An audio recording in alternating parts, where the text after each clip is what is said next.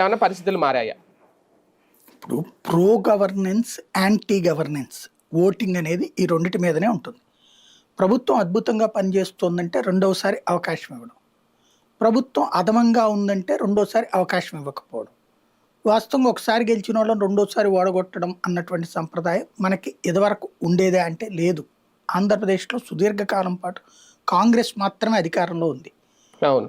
దానికి ఆల్టర్నేటివ్గా కమ్యూనిస్టులు ఉన్నా ఏనాడు కమ్యూనిస్టులు అధికారంలోకి రాలేదు. వాళ్ళు సీట్ల సంఖ్య పెరిగితే అబ్బో మీ మీద వ్యతిరేకత పెంచేసాం మేము చూసారా అని చెప్పుకుని చంకలు గుద్దుకున్నారు తప్పించి.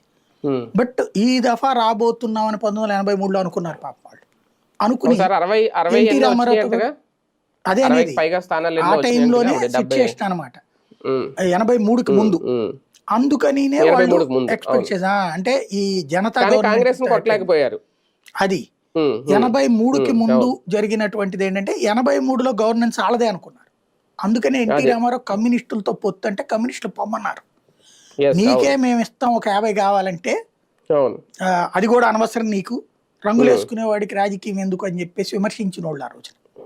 ఎందుకంటే ఆ రోజున గ్యారంటీ గెలుస్తామని 83లో వాళ్ళు 60 సీట్లు వచ్చింది. ఎమర్జెన్సీ తర్వాత జరిగిన ఎన్నికలు ఆ టైంలో.